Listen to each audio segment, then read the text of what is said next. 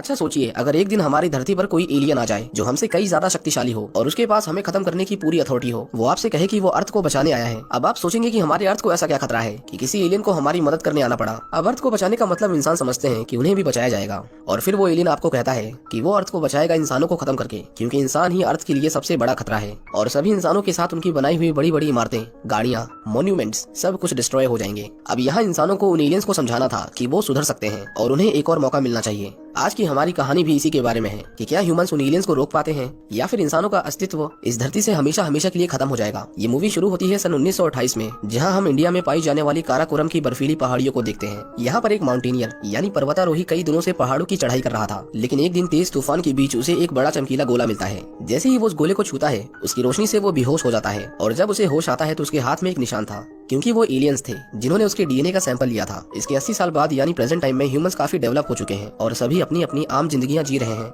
यहाँ पर हम हेलेन को देखते हैं, जो कि एक एस्ट्रोबायोलॉजिस्ट है, यानी वो साइंटिस्ट जो इस यूनिवर्स में लाइफ के ओरिजिन को स्टडी करते हैं। क्लास का लेक्चर खत्म होने के बाद वो रोजमर्रा की तरह अपने घर जाती है, जहाँ उसका बेटा जेसन उसका इंतजार कर रहा था। तभी उसे एक फोन कॉल आता है और कोई उसे बताता है कि हम आपको लेने आ रहे हैं। यहाँ हेलेन थोड़ी घबरा गई थी। जब वो घर के बाहर देखती है तो बहुत सारे सीक्रेट मिलिट्री ऑफिसर्स और पुलिस उसे लेने आई थी। हेलेन उनसे पूछती है कि वो उसे कहाँ लेकर जा रहे हैं, पर उन्हें कुछ भी बताने की परमिशन नहीं थी। यहाँ तक कि गवर्नमेंट ने उनके लिए पूरा का पूरा हाईवे खाली करवा दिया था। वहाँ पहुंचकर हेलेन को पता चलता है कि वो अकेली नहीं है जिसे उन लोगों ने जबरदस्ती लाया है। उसके जैसे और भी कई साइंटिस्ट थे। हेलेन को उसके एक पुराने दोस्त माइकल ग्रेनर ने ही इस टीम का हिस्सा बनाने के लिए कहा था। माइकल उन्हें बताता है कि उन्हें स्पेस में एक बहुत बड़ा एस्टेरॉयड मिला है जो हमारे हिसाब से पृथ्वी के पास भी नहीं आना चाहिए था, लेकिन पता नहीं वो कैसे बिल्कुल सीधा पृथ्वी की ओर बढ़े जा रहा है। उन्हें पता नहीं था कि वो क्या चीज है, लेकिन अगर वो चीज पृथ्वी से टकराई तो हमारा अर्थ इस यूनिवर्स के नक्शे से हमेशा के लिए गायब हो जाएगा। अब उसे रोकने के लिए साइंटिस्ट अपने अलग अलग सुझाव देते हैं। कुछ कहते हैं कि उसे मिसाइल से उड़ा दो, तो कुछ कहते हैं कि हमें अंडरग्राउंड हो जाना चाहिए, लेकिन ये सब करने के लिए उन्हें टाइम चाहिए था और उनके पास उसी की सबसे ज्यादा कमी थी, क्योंकि वो चीज सिर्फ 78 घंटों में अर्थ से टकराने वाली थी। प्रेसिडेंट समेत कई देशों के लीडर्स और पॉलिटिशियंस को बंकर्स में बंद कर दिया गया था। सभी लोग अपने अपने घर वालों को कॉल करके उनसे आखिरी बार बात करते हैं और बस वो इंतजार के अलावा कुछ नहीं कर सकते थे। 78 घंटों के बाद वो चीज जैसे ही अर्थ के एटमॉस्फेयर में आती है तो उन्हें पता चलता है कि उस एस्टेरॉयड की रफ्तार बहुत धीमी हो चुकी है। वो बड़े आराम से उनके शहर में लैंड करता है। उसे मिलिट्री ने चारों तरफ से घेर लिया था। हेलेन और कुछ साइंटिस्ट देखते हैं कि उसके अंदर से कोई चीज बाहर निकल कर आ रही है। हेलेन हिम्मत करके उसकी तरफ जाती है, लेकिन मिलिट्री उसे देखते ही उस पर गोली चला देती है। वो एक एलियन था जो अब घायल हो चुका है। उसके बाद उस चमकीले गोले से एक बड़ा सा रोबोट जैसा कुछ बाहर निकल कर आता है। वो रोबोट एक अजीब सी कान में चुभने वाली आवाज निकालता है, जिससे शहर की सारी बिजली कट जाती है और उसके बाद वो रोबोट बंद पड़ जाता है। साइंटिस्ट तुरंत ही उस एलियन को मेडिकल रूम में ले जाते हैं और उन्हें पता चलता है कि उसका शरीर एक तरह के खोल की तरह है, जिसके अंदर उन्हें एक और बॉडी मिलती है। वो कुछ घंटे इंतजार करते हैं और वो एलियन बहुत तेजी से बड़ा होने लगा था। उन्हें पता चलता है कि वो स्पेसशिप अकेला नहीं था, बल्कि उसके जैसे और भी कई दुनिया के कोने कोने में अलग अलग समय पर आए थे। प्रेसिडेंट की रिप्रेजेंटेटिव रेजिना उस एलियन से मिलने आती है। हम देखते हैं कि वो दिखने में बिल्कुल उस पर्वतारोही जैसा था जिसका उन्होंने डीएनए लिया था।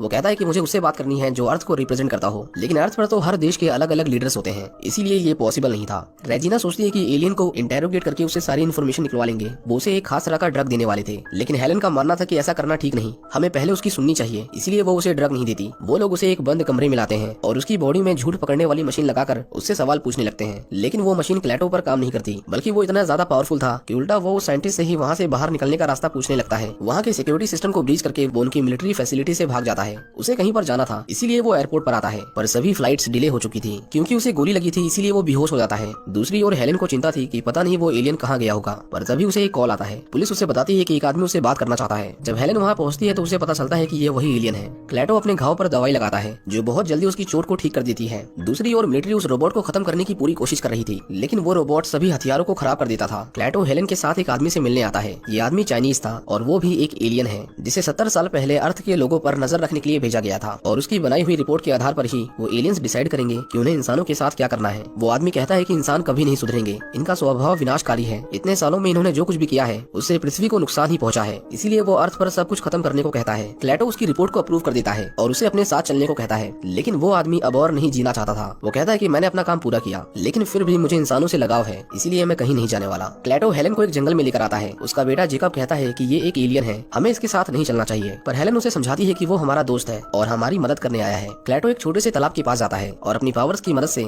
एक और एलियन शिप को बाहर निकालता है। वो उसे छूकर अर्थ पर फैले हुए बाकी शिप्स से कांटेक्ट करता है। कुछ रेगिस्तान में थे, कुछ समुद्र में, तो कुछ घने जंगलों में। वो शिप वहाँ के अलग अलग जानवरों को स्टोर कर लेता है और अर्थ पर सब कुछ खत्म होने के बाद सिर्फ वही जिंदा बचेंगे। हेलेन उससे पूछती है कि वो लोग आगे क्या करने वाले हैं, जिस पर क्लेटो उसे बताता है कि मैं यहाँ अर्थ को बचाने आया था। ऐसे बहुत ही कम प्लेनेट है जहाँ पर इतनी सारी स्पीशीज एक साथ रह सकती हैं और इंसान इन सभी को विलुप्त करने की कगार पर ले जा रहे हैं। इसीलिए उन्हें बचाने के लिए इंसानों को खत्म करना होगा। हेलेन ये सब सुनकर भावुक हो जाती है और उसे कहती है कि हमें एक मौका दो, हमने बेशक गलतियां की हैं, लेकिन हम सुधर सकते हैं। वो कहता है कि मैंने तुम्हारे लीडर से बात की और वो बहुत जिद्दी है, इसीलिए मुझे मजबूरन ये करना पड़ा। इस बात पर हेलेन उसे एक और आदमी के पास ले जाती है जिसे किसी समय में नोबेल प्राइज दिया गया था। क्लेटो उसके घर के अंदर आते ही बोर्ड पर लिखी हुई एक इक्वेशन को ठीक करने लगता है। वो साइंटिस्ट ये देखकर हैरान था कि उसने कैसे एक इम्पॉसिबल थ्योरी को पॉसिबल कर दिया। हेलेन उन्हें उन एलियंस के मिशन के बारे में बताती है कि वो कैसे ह्यूमंस को खत्म करके अर्थ को बचाने आए हैं। वो साइंटिस्ट उससे पूछता है कि तुम लोग इतने एडवांस कैसे बने। क्लेटो उन्हें बताता है कि उनका सूरज खत्म होने वाला था, इसीलिए उन्हें बदलना पड़ा। साइंटिस्ट उसे समझाता है कि ये सभी की फितरत है, हमें अंत में आकर पता चलता है कि हमने क्या गलत किया और फिर हम उसे ठीक करते हैं, इसीलिए तुम हमें भी एक मौका दो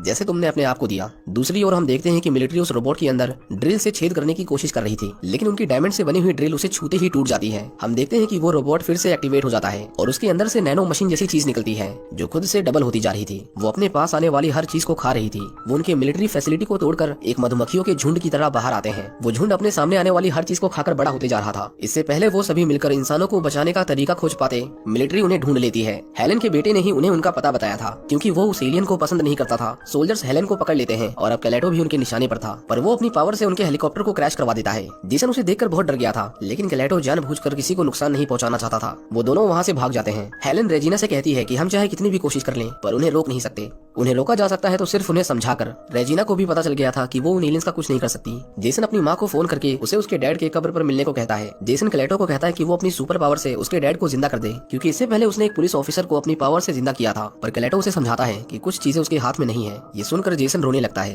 क्योंकि वो अपने डैड से बहुत प्यार करता था। क्लेटो उसे रोता देखकर महसूस करता है कि इंसानों का एक दूसरा चेहरा भी है। हेलेन उससे उन्हें बख्शने के लिए रिक्वेस्ट करती है, पर क्लेटो उसे समझाता है कि उसे रोकने की एक कीमत है जो इंसानों को चुकानी पड़ेगी। वो उन्हें वापस गोले की ओर चलने को कहता है, लेकिन जैसे ही वो वहाँ पर जाने लगते हैं, मिलिट्री उन्हें मिसाइल से उड़ा देती है, जिसकी वजह से माइकल की मौत हो जाती है। वो उस गोले को डिस्ट्रॉय करने आए थे, लेकिन हर हमले के साथ वो बड़ा होते गया। साथ ही में वो झुंड सब कुछ खाते हुए वहाँ तक पहुँच गया था। क्लेटो कहता है कि अब बहुत देर हो गई है।